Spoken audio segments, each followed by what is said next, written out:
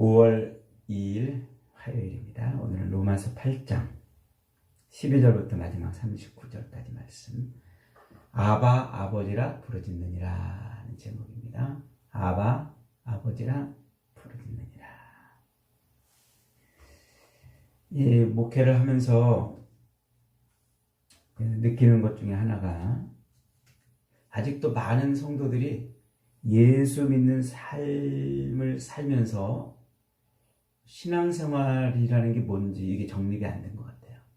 신앙생활. 어떻게 사는 게 신앙생활인가? 이렇게 물어보면 잘 대답을 못해요. 그죠? 어떻게 사는 게 신앙생활입니까? 이렇게 물어보면 아니 명확하게 이렇게 뭔가 이렇게 말을 하는데 좀 추상적이게 말하고 어떤 때는 좀 헷갈리게 말도 하고 그래요. 왜 그럴까요?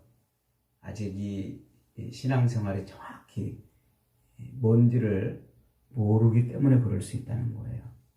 그래서 많은 사람들이 옛날에 그 바리새인들이 율법의 조항을 열심히 지키면서 신앙생활을 하려고 했던 것처럼 이제는 율법이 아니고 예수님의 계명을 지키면서 사는 것이 신앙생활이다, 이렇게 생각을 한단 말이에요. 율법이 아니고 이제는 예수님의 계명이다, 이렇게 생각해요. 이렇게. 그래서 예수께서 사랑하라 그랬으니까 사랑하며 사는 것, 이게 신앙생활이고, 예수님이 말씀하신 그것을 따라 사는 거예요. 예배하라 했으니까 주일 예배 빠지지 않는 것, 11조 하라 그랬으니까 소득의 11조를 하는 것, 11조를 빼먹으면 죄가 되는가 싶어가지고 또 11조를 열심히 하고, 예수의 이름으로 연약한 사람들을 돕고 구제하고 불쌍한 자, 가난한 자들을 돕는 것, 그것이 그리스도인의 신앙생활이라고 생각해요. 그래서 윤리, 도덕적으로 죄 안 짓고 성경이, 예수님이 우리에게 요구하신 그 명령을 잘 지켜 행하면 하나님이 우리에게 복을 주실 것이라고 이렇게 생각하고 그런 믿음을 가지고 있는 거예요.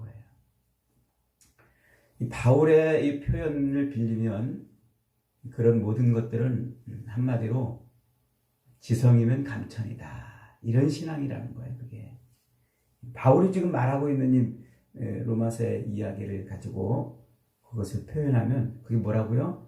지성이면 감천. 우리가 열심히 뭔가를 해서 정성 들여서 신앙생활 그렇게 살면 하나님이 우리에게 복을 주실 것이라고 생각하는 것 말이죠. 여러분, 우리가 기억해야 할 것은, 바울은 지금 로마서를 통해서 이 복음을 설명하면서 단 한마디도 신앙생활을 우리가 그렇게 열심으로 정성을 들여서 하나님께 뭔가를 하는 것이라고 말하지 않는다는 거예요. 바울이 힘을 주어 강조하는 신앙생활의 핵심은 하나님께 복을 받으려고 내가 정성을 들이고 치성을 들이고 그러는 게 아니고 뭐 하는 거라는 거예요? 하나님하고 나하고 관계를 바르게 정립하는 것, 이게 신앙생활이라는 거예요. 다시 말해서 하나님께 꽂혀야 되는데 하나님께 안 꽂히고 엉뚱한데 꽂혀있는, 즉 자기의 욕망과 욕심을 채우는 삶에 꽂혀있는 그 삶을 돌이켜서 하나님께 꽂히는 그 삶을 살아내는 것, 그것이 신앙생활이다, 이렇게 말하는 거예요. 근데 그 삶에서 하나님께 꽂혀야 되는데 안 꽂혀지고 엉뚱한 데 꽂히는, 즉 나의 욕망과 정욕을 채우는 그 삶에 꽂혀서 사는 그 삶, 그 삶에서 돌이켜서 하나님께 꽂히는 삶을 우리가 살아낼 수 없으니까 하나님이 어떻게 하셨어요? 그렇게 살아낼 수 있도록 예수 그리스도의 십자가 죽음과 부활을 만들어내셨단 말이에요. 그래서 예수님을 십자가에 매달아 죽이셔서 그 예수를 믿으면, 그 예수를 아멘, 나의 구주로 믿으면 어떻게 된다는 거예요? 나의 욕망과 정욕을 채우는 데 꽂혀 살던 그 인생이 하나님께 꽂히는 삶으로 돌아간다는 거예요. 돌아간다. 그것을 뭐라고 부른다고요? 그것을 신앙생활, 신을 앙망하는 생활이라는 거예요. 그걸 오늘 로마서 8장의 용어대로 다시 설명하면 우리의 욕망과 욕심에 꽂혀 사는 삶, 그게 뭐라는 거예요? 그게 육신의 삶이라는 거예요. 육의 법을 따라 사는 삶, 그 죄에 빠져 사는 삶, 육신의 법을 따르는 삶이라 그러는 거죠. 그 삶을 돌이켜서 어디에 꽂히는? 하나님께 꽂히는 삶, 즉 하나님의 영에 이끌림 바 되어 사는 삶, 영의 법에 따라 사는 삶, 그 삶이라고 그런다고요. 이 개념을 잊어버리면 안 돼요. 이게 명확하게 개념이 들어서야 서신서도 다 이해가 되는 거고 복음이 뭔지를 정확하게 이해하는 거예요. 1절부터 11절에서 설명했던 그 육신의 법, 그리고 그 영의 법, 어저께 묵상한 그 말씀을 잊어버리면 안 돼요. 잊어버렸을까봐 제가 다시 한번 간단하게 또 요약해 드립니다. 하나님이 우리 인간을 만드실 때 우리 인간을 영, 혼, 육 이렇게 세 기관을 가진 존재로 만들었다고 그랬죠. 그래서 영은 뭐라고 그랬어요? 영은 진흙덩어리인 우리에게 하나님을 인식하고 하나님과 교제하고 교통할 수 있도록 하기 위한, 하나님을 인식하고 교제하고 교통할 수 있게 하기 위한 그런 기관인데, 거기다가 뭘 넣어놓으셨다고요? 하나님의 성품, 하나님의 속성을 넣어놨단 말이에요. 넣어놨다. 그래서 우리 인간은 차원이 다른 존재 방식으로 계시는 하나님이 우리 안에 넣어놓으신 그 속성, 그 하나님의 성품을 인해서 하나님을 인식하는 거예요. 하나님을 알만한 것을 우리 안에 넣어놓으셨기 때문에, 그래서 하나님이 계시구나 이렇게 인식을 하는 거예요. 그래서 하나님과 교제하고 교통할 수 있게 하나님이 영을 만들어 놓으시고 그 영 안에다가 하나님과 교제 교통할 수 있도록 하나님의 속성, 성품을 넣어 놓으신 거예요. 그래서 그 하나님의 성품을 우리 안에 넣어 놓으신 그 하나님의 성품을 가지고 하나님과 교제하고 교통하며 사는 그 법을 따라 사는 것을 영을 따라 산다 이렇게 말하는 거란 말이에요. 그게 영의 법이란 말이에요. 그렇다면 이제 혼은 뭐라고 그랬습니까? 혼은 우리 인간을 비롯해서 하나님이 만드신 이 모든 피조물, 이 육체, 몸뚱아리를 갖고 있는 그 피조물에게 하나님이 뭐라고 그랬어요? 생육하고 번성하고 땅에 충만하고 땅을 정복하라 그랬잖아요. 그러니까 이 몸뚱아리, 진흙덩어리를 진육해가지고 하나님이 그 진흙덩어리를 조각품처럼 가만 내버려두지 않고 거기다 뭐 하셨어요? 후 하고 숨을 불어넣으셨어요. 살아있는 호흡 생명체가 되게 했단 말이에요. 그리고 그 살아있는 생명체가 되게 하시고 그 생명체로 하여금 생육하고 번성하고 땅에 충만하라 이렇게 말씀하셨어요. 그러니까 이 땅에 생육하고 번성하는 활동을 하게 하신 거죠. 그게 혼이에요. 혼. 생육하고 번성하는 그런 활동을 할 수 있도록 하나님이 넣어주신 것, 그게 호흡과 욕구란 말이에요. 욕구. 그래서 성장하려면 먹어야 되고 또 번성하려면, 번식하려면 성적인 욕구가 있어야 되고 땅에 충만하고 땅을 정복하고 이러려면 명예욕이나 자기를 과시하는 이런 과시욕 이런 것들이 들어있어야 돼요. 그러니까 혼이라는 것은 이 육체, 몸뚱아리를 가지고 있는 모든 존재들에게 넣어놓으신 생육하고 번성하는 법이란 말이에요. 그게 육신의 법이에요. 육신의 법. 우리 짐승과 인간의 차이가 바로 여기에 있는 거예요. 짐승은 육신의 법만 따라 살아요. 영을 안 넣어놓으셨어요. 혼만 있어요. 그래서 늘 생육하고 번성하는 일만 해요. 먹는 일에 집중하고 번식하는 일에 집중하고 그저 자기를 과시하는 일에 집중하고 그저 사는 하루하루 몸부림치며 사는 데 집중하는 그 육신의 법을 따라만 살아요. 근데 하나님이 우리 인간에게 뭘 또 넣어놓으셨다고요? 거기다 덧붙여서 우리 인간에게는 영을 넣어놓으셨단 말이에요. 하나님과 교제하고 교통할 수 있는 그 법.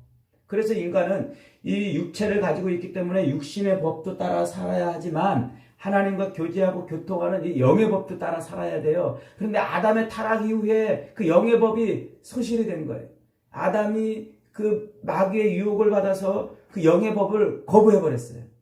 하나님을 예배하고 하는 그 법을 거부하고 에덴 동산에다가 생명나무와 선악을 알게 해놓고 야, 너 이 에덴 동산의 주인이 통치자가 나인 것을 잊어버리지 말아라. 내가 너의 인생의 주인인 것을 잊어버리지 말아라고 세워놓으신 그 생명나무와 선악을 알게 하는 나무. 거기다가 하나님이 법을 딱 넣어놓으셨잖아요. 이거 따먹으면 너 죽어. 그런데 그걸 거부해버린 거예요. 마귀의 그 유혹, 혼을 따라서 육신의 법을 따라 사는 그 마귀의 그 유혹에 넘어가서 육의 법을 따라 사는 길로 들어서 버린 거예요. 영의 법이 아닌. 그래서 아담 이후로 태어나는 모든 인생들은 다 이 하나님과 교제하고 교통하는 이 영의 법을 상실하고 오직 이 육의 법, 생육하고 번성하는 이 법에만 따라 사는 거예요. 이 법에만. 5절 말씀 다시 봅니다. 5절. 시작. 육신을 따르는 자는 육신의 일을, 영을 따르는 자는 영의 일을 생각하나니. 육신을 따른다는 게 이제 뭔지 알겠죠? 이 생육하고 번성하는, 호흡하고 이 땅에서 이 육체를 번성하는 그런 일에만 붙들려 사는 것. 이 땅에서 육체를 성장하고 존속시키고 번식시키기 위한 그런 육의 법, 혼의 법에만 붙들려 사는 것. 그것을 육신의 삶이라고 말하는 거예요. 육신의 삶. 그리고 그 육신의 삶을 살기 위해서 늘 생각하는 걸 뭐라고 그런다고요? 육신의 생각. 이렇게 말하는 거예요. 육신의 생각. 늘 무엇을 먹을까? 무엇을 마실까? 무엇을 입을까? 이 땅의 일. 그래서 이 땅에서 이 육신을 더욱더 번성하고 성장시키고 존속시키기 위한 거기에만 집중하며 사는 것을 육신의 생각이라고 말하는 거예요. 그러나 영을 따른다는 것은 이제 하나님과 교제하고 교통하는 그런 삶을 생각하는 거예요. 어떻게 하면 하나님께 영광을 돌리고, 어떻게 하면 하나님을 기쁘시게 하고, 어떻게 하면 하나님의 그 명령을 따라 살고, 이걸 집중하는 거예요. 이렇게 육신의 생각과 영의 생각이 다르다는 거예요. 그런데 그렇게 다른데 그 결과가 뭐라고요? 6절입니다. 시작. 육신의 생각은 사망이요, 영의 생각은 생명과 평안이니라. 뭐 깊이 생각하지 않아도 금방 알 수 있잖아요. 육적인 것, 그저 늘 먹을 것, 마실 것, 입을 것, 그리고 이 땅에서 그 육신의 그 즐거움과 쾌락과 만족을 위해 사는 그 육신적인 일에만 붙들려 사는 것은 뭐라고요? 그건 사망이라고요. 그냥 죽음이라고요. 왜? 하나님과 단절, 분리되어 있으면 그 자체가 죽음이라고 말이죠. 이미 바울이 죽음을 그렇게 설명했잖아요. 죽음이 뭐라고요? 사망이 뭐라고요? 하나님과 떨어져 있는 게, 분리되어 있는 게, 하나님께 갈 수 없는 게, 그게 죽음이라고, 사망이라고 설명했잖아요. 그런데 하나님과 교제하고 교통하는 그 영의 일을 생각하는 사람은 그 자체로 뭐라고요? 그게 생명을 누리는 거라고요. 그리고 그렇게 생명을 누리는 삶에 뭐 한다고요? 평안, 에이렘에 하나님이 품고 있는 그런 인생이 된다. 그랬잖아요. 근데 9절에서 아주 중요한 말을 해요. 9절 다시 읽어봅니다. 시작. 만일 너희 속에 하나님의 영이 거하시면 너희가 육신에 있지 아니하고 영에 있나니 누구든지 그리스도의 영이 없으면 그리스도의 사람이 아니니라. 하나님의 영이 우리 속에 들어온단 말이에요. 어디 속에? 이 몸뚱아리 속에 들어오는 거예요. 그래서 이 혼만 있던 영을 상실하고, 아담 이후로 영을 상실하고 혼만 있던 이 우리 안에 뭐가 들어오냐면 하나님의 영이 들어와요. 다시 영이. 그래서 우리를 하나님의 사람으로 만들어 두는 거예요. 그 영이 어떻게 들어온다고요? 하나님의 영이 우리 안에 어떻게 들어온다고요? 아담의 타락 이후에 하나님이 공들여서 만들어 놓으신 그 예수 그리스도의 그 십자가에 매달린 예수 그리스도를 나의 구주로 아멘 하고 믿는 순간 내 안에 하나님의 영이 쑥 들어오는 거예요. 그때 예수 그리스도를 고백할 때 그때 하나님의 영이 들어오는 거예요. 입술로 고백해야 돼요. 입술로. 다른 방법이 없어요.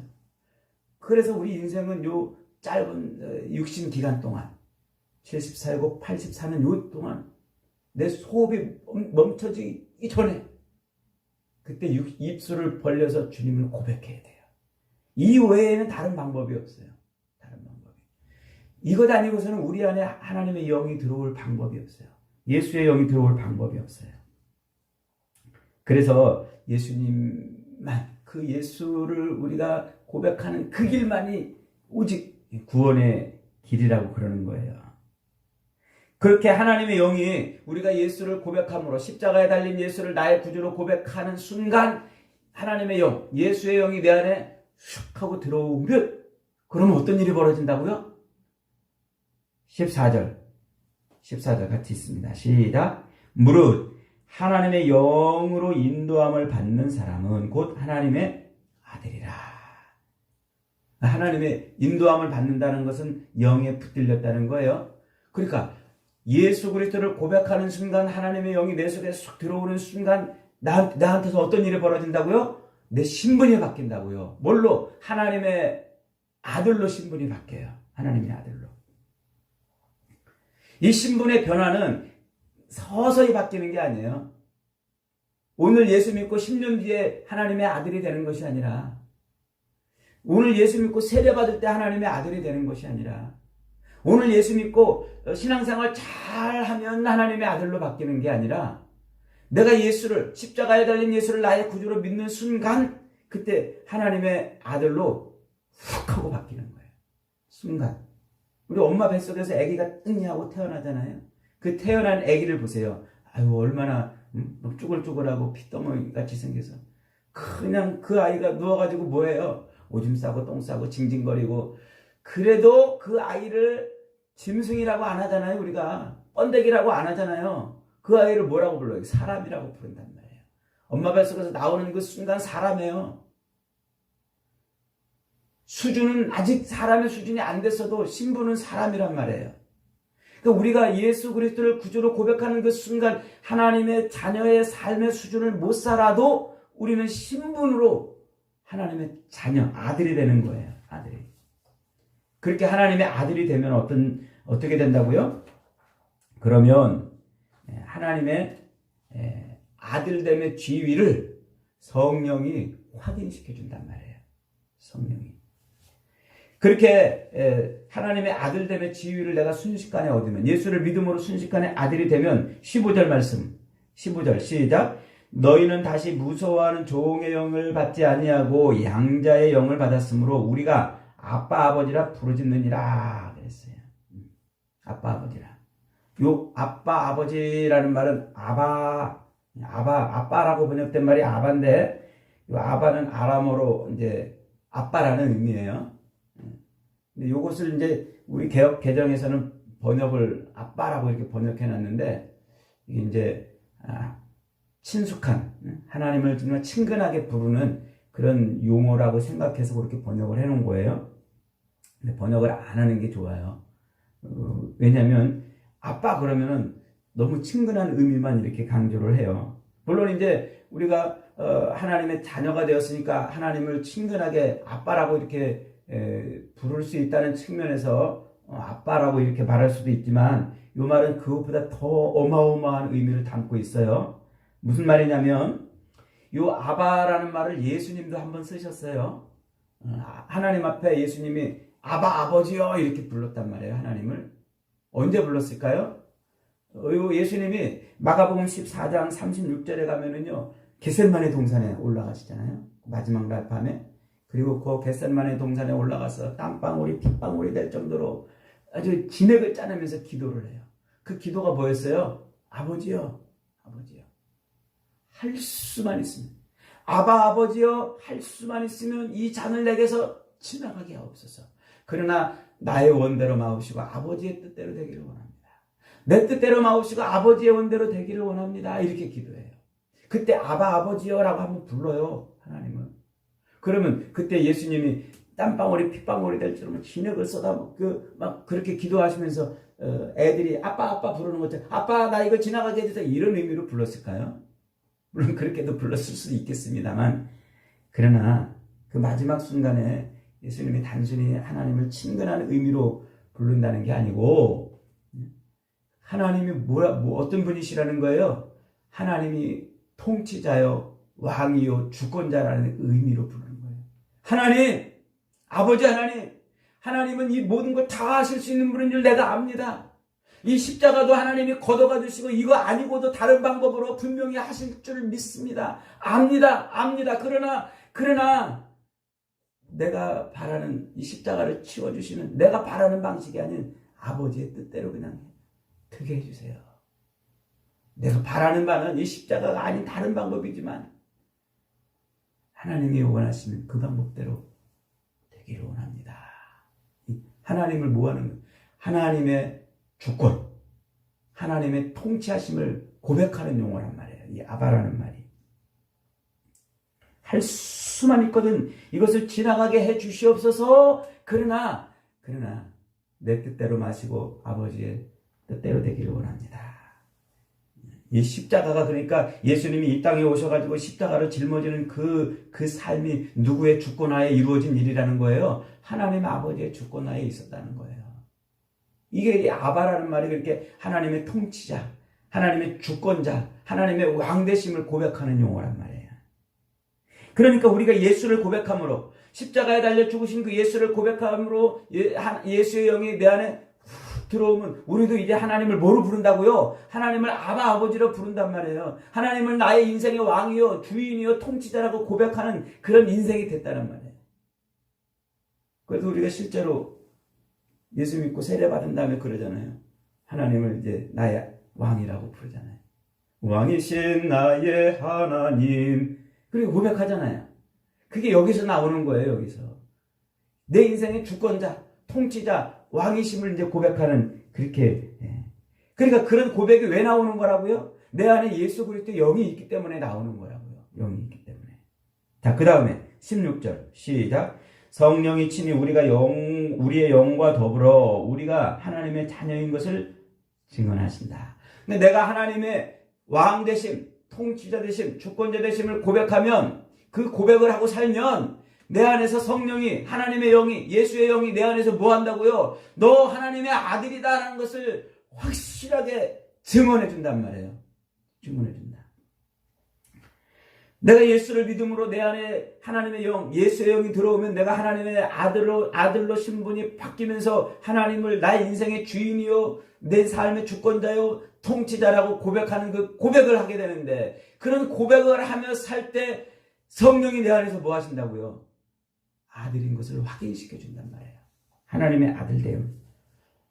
그러니까 이 땅을 살면서 하나님의 아들됨의 수준까지 못 살아도 어린애가 엄마 뱃속에서 나와서 금방 일어나가지고 어머니 감사합니다. 저를 낳아주셨으니 이제 효도 받으세요. 그러고서 그 아이가 금방 뭘 못하는 것처럼 아들이 됐어도 금방 하나님이 요구하시는 수준의 삶을 못 산다 할지라도 아들됨의 지위를 뺏지 않는다는 거예요. 아들됨의 지위를 뺏지 않고 확증시켜준다. 그 다음에 또 중요한 말이 있어요. 17절입니다. 시작. 자녀이면 또한 상속자 곧 하나님의 상속자요 그리스도와 함께한 상속자니 우리가 그와 함께 영광을 받기 위하여 고난도 함께 받아야 할 것입니다. 우리가 하나님의 자식이 됐잖아요. 아들이 됐잖아요. 그러면 그 자녀는 곧 뭐하는 사람이라고요? 상속자래요. 상속자. 상속받는 사람. 요 상속받는다는 요 상속자라는 요 말을 요 개역 개정성경 전에는 개역 한글에서는 후사 이렇게 번역했어요. 하나님의 후사가 된다. 후사. 그런데 요 상속자라는 말, 요 말은 이제 지금 헬라어 원어로 뭐라고 썼냐면 클레로노모스 이렇게 썼어요. 클레로노모스. 여기 신약 성경에 딱 4번 쓰인 말인데 이게 법정적인 용어예요. 진짜 뭐 유산을 상속받는다 이제 그런 법정적인 용어로 클레로노모스라고 이렇게 쓴 거예요. 그런데 지금 바울이 요 단어를 톡 갖다가 지금 무엇을 설명하려고 쓰냐면 우리가 하나님의 아들, 자녀가 되었다는 요 사실을 설명하는 걸로 지금 요 말을 딱 쓰는데 클레로노모스가 이게 합성어예요. 뭐라는 말이냐면 클레로스 더하기 노모스라는 말이에요. 그러니까 클레로스 노모스 그걸 합해가지고 클레로노모스 이렇게 썼단 말이에요. 이 클레로스라는 말은 이긴다, 성취한다 이런 뜻이에요. 노모스가 뭐였어요? 이게 율법이었잖아요. 앞에서 계속 설명했잖아요. 노모스. 바울이 율법을 토라, 엠톨레라고 설명하지 않고 노모스라고 자꾸 설명한다고 앞에서 이미 계속 공부했잖아요. 그러니까 바울은 지금 이 말을 지금 가지고 뭐라고 쓰냐면 우리가 예수를 아멘하고 믿는 순간 예수의 영이 내 안에 들어오면 그 예수로 말미암아 우리가 뭐 했다는 거예요? 율법을 성취한 자가 됐다는 말이에요. 율법을 성취한 자. 바울이 지금 말하고 싶은 게 뭐예요? 우리 인간은 지금까지 율법을 지키려고 몸부림쳐왔잖아요. 사도 바울은 율법을 지키려고 애를 썼는데 그렇게 율법을 지키려고 애를 쓰면 쓸수록 더 죄에 빠져든다고 그랬잖아요. 그런데 그렇게 율법을 지키려고 몸부림쳐서 애를 써서 살아도 죄에 빠져있던 우리가, 율법의 요구를 이룰 수 없었던 우리가 뭘로 율법의 요구를 성취했다고요? 예수로 율법의 요구를 성취했다고요. 예수 믿는 그거 하나만으로 율법의 요구를 성취했다고요. 그래서 내가 한 게 아니라 그 뒤에 가로 뭐라고 씁니까? 자녀이면 또한 상속자고 하나님의 상속자요, 그리스도와 함께한 상속자니. 쉰 클레로 노모스, 그리스도와 함께한, 나를 인해서가 아니라 내 힘에 의해서가 아니라 그리스도의 힘으로 된 상속자라는 말이에요. 그리스도와 함께한 상속자. 예수 그리스도로 말미암아 율법의 요구를 이룬 거예요. 율법의 요구. 율법의 요구가 뭐라고 그랬어요? 그게 하나님의 왕대심, 통치하심을 잊어버리지 말라는 거잖아요. 그러고 그랬잖아요. 그러니까 그 율법의 요구를 이룬 거예요. 무엇 때문에? 예수를 믿음으로 고백함으로 내 안에 예수의 영이 들어온 것으로. 그러므로 하나님의 아들이 되고 그것이 곧 무엇이 됐다고요? 율법의 요구를 이룬 것이 됐단 말이에요. 율법의 요구. 그 다음에 어떤 일이 벌어진다고요? 17절 후반절. 우리가 시작. 우리가 그와 함께 영광을 받기 위하여 고난도 함께 받아야 할 것이니라 그랬어요. 우리가 그와 함께 영광을 받기 위해서 고난도 함께 받아야 할 것이니라. 이게 이제 성경을 번역할 때 조금 아쉬운 부분인데, 이 말은 다 반대로 해석해도 똑같은 말이에요. 반대로 해석해도 되는 말이에요. 그러니까 이 말이 뭐냐면, 우리가 그와 함께 영광을 받기 위하여 고난도 받아야 될 것이니라 이렇게 번역했는데, 그걸 뒤집어가지고 반대로 우리가 그와 함께 고난을 받고 있으니까 영광도 받아야 될 것이니라 이렇게 번역해도 딱 되는 말이란 말이에요. 이 두 가지 해석이 다 가능한 문장이에요. 그러니까 기왕이면 그 뒤 두 번째 번역이 더 좋은 거예요. 무슨 얘기냐면, 내가 예수 믿고 하나님의 자녀의 아들로 신분이 바뀌었으면 나는 이제 육체, 이 육의 법을 따라 사는 존재가 아니라 영의 법을 따라 사는 존재가 됐잖아요. 그렇게 영의 법을 따라 사는 존재가 됐지만, 율법을 성취했지만 아직 수준은 하나님이 요구하는 수준에 올랐어요, 못 올랐어요? 못 올랐단 말이에요. 그래서 아직 이 육의 법을 따라 살아요. 육신의 법을 따라서. 그 바울은 지금 이 육신의 법을 따라 살 수밖에 없는 삶을 뭐라고 표현했냐면, 그걸 고난이라고 표현했어요. 고난. 그러니까 우리 지금 개역 개정 성경에 그리스도와 함께 영광을 받기 위하여 고난도 함께 받아야 될 것이니라고 이렇게 번역됐지만, 뒤집어서 번역하면 그리스도와 함께 고난도 받았으니 영광도 함께 받을 것이니라. 예수님이 육체로 왔잖아요, 이 땅에. 그래서 육신의 법대로 살았잖아요. 그분도 육신의 법, 먹고 잠자고 그런 육신의 법을 따라 살았어요. 예수님도 그렇게 살았으니까, 그런 고난을 당했으니까, 우리도 이제 그분이 그런 고난을 당한 이후에 영광을 받은 것처럼 우리도 영광을 받을 거라는 말이에요. 이 육신의 삶을 끝내고 영광을 받을 날이 올 거란 말이에요. 영광을 받을 날. 그래서 우리가 이 땅을 살면서 아직 이 육신의 삶을 살잖아요. 육신의 법에 따라서. 이 삶을 살면서 때로 실수도 하고 때로 실패도 겪고 때로 이것 때문에 가슴을 찌르고 애가 달아 사는 그런 삶을 살잖아요. 그런 실수와 실패와 부족함에도 불구하고 성령은 내 안에서 집요하게, 야, 너 하나님의 아들이야, 버텨, 견뎌, 내가 너를 지켜준다. 성령이 우리 안에서 그렇게 아들됨의 지위로 확신시켜 주신다고 하시는 거예요. 그러면서 뭐 한다고요? 이 육신의 고난, 이 고난 속에, 고난의 끝자락에 있는 하나님의 아들됨의 영광을 누리게 한다는 말이에요. 그게 빌립보서 2장 5절부터 11절에 나와 있는, 하나님이지만 스스로 육신을 입고 이 땅에 내려오사 십자가에 달려 죽었더니 하나님이 부활시키사 모든 무릎이 그 앞에 꿇게 했다는 바로 그 영광을 말하는 거예요. 그 영광을. 그래서 그 영광을 보고서 고난을 어떻게 한다고요? 그 고난을, 이 지금 겪는 고난을 그 영광을 소망 삼아서 바라보고 그 영광을 소망 삼아서 간단 말이에요. 그걸 소망 삼아 갈 때 하나님이 어떻게 한다고? 우리 안에 있는 성령으로 말미암아 이기게 해준다고요. 이기게. 그래서 18절에 이렇게 외치는 거예요. 18절 시작. 생각하건대 현재의 고난은 장차 우리에게 나타날 영광과 비교할 수 없도다. 하나님의 아들이 되어서 살아가지만 하루하루 이 땅에서 먹을 것, 마실 것, 입을 것 때문에 애쓰고 몸부림치고 인생의 그 짐을 짊어지고 허덕이며 살 수밖에 없는 그 생로병사의 삶을 살 수밖에 없는 존재지만 이것과는 비교할 수 없는 영광이 우리 앞에 있다는 거예요. 육신의 법을 따라 살면서도 육신의 법을 따라 살면서 겪는 이런 고난들이 우리 앞에 있지만 이런 고난과는 비교조차 할 수 없는 영광이, 부활의 영광이 우리 앞에 펼쳐져 있단 말이에요. 그걸 바라보라는 얘기예요. 예수님이 바로 그런 길을 걸었으니까 그 예수를 바라보면 이게 보인다는 거예요. 보인다는 거. 그러니까 이 땅을 살면서 우리는 이제 예수로 말미암아 하나님의 아들됨의 지위를 얻었고 다시 영의 법을 따라 사는 이런 인생으로 바뀌었으니까 이 육의 법을 따라 사는 이 삶에서 어렵고 힘들고 고통스럽고 내가 바라고 원하는 것을 얻지 못한다고 이것 때문에 좌절하고 이것 때문에 절망하고 이것 때문에 하나님의 아들됨의 지위를 버리지 말라는 거예요.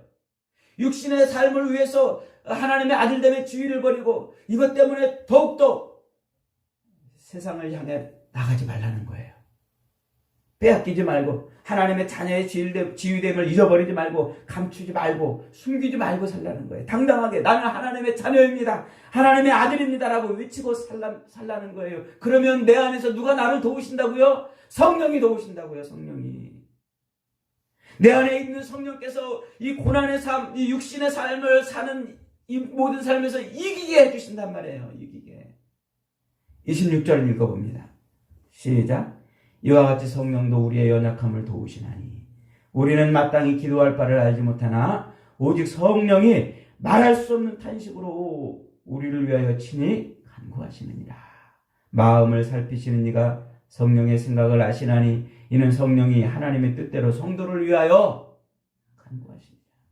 우리가 하나님의 아들의 지위를 회복했지만 율법의 요구를 성취하는 인생이 되었지만 그래서 내 삶에 하나님을 왕이요 통치자요 주권자라고 인정하는 삶을 그렇게 살 수 있게 되었지만 그러나 여전히 아직 이 육체 안에 있기 때문에 육체의 법을 따라 살 수밖에 없는 이 삶에서 때때로 우리 이 육체의 삶의 이 어려움들을 겪으며 살 수밖에 없다는 거예요. 그런 육신의 법을 따라 사는 삶 속에서 우리가 정말 때로 돈이 없어가지고 가슴을 치고 눈물을 흘리고 때로 질병을 만나가지고 이것 때문에 정말 전전긍긍하고 정말 육신의 삶 속에서 이 겪는 일 때문에 막 가슴 아파하고 눈물을 흘리고 좌절하고 절망하고 어떤 때는 우리가 기도할 수 없는 그런 상황에 빠질 때라도 성령이 우리를 위해서 뭐 하신다고요? 기도해 주신다고요. 기도해 주시고 버티게 해주시고 너 하나님의 아들이야. 하나님의 아들이야. 견디게 해주신단 말이에요. 견디게. 여러분 우리가 예수 믿으면서 이걸 안 믿으면 도대체 뭘 믿을 겁니까? 사랑하는 여러분, 우리는 하나님의 자녀됨의 지위를 얻은 사람들입니다. 내 안에 성령이 살아계심을 믿으시기 바랍니다. 말할 수 없는 탄식으로 성령이 우리를 위해 간구해 주시는 확신하시기 바랍니다. 이 육신의 삶에서 겪는 모든 고난을 이기게 해주실 줄 믿습니다. 이 소망을 놓치지 않고 살아가는 저와 여러분이 되어서 날마다 하나님의 자녀됨의 영광을 누리는 복된 인생들이 다 되시기를 주님의 이름으로 축복합니다.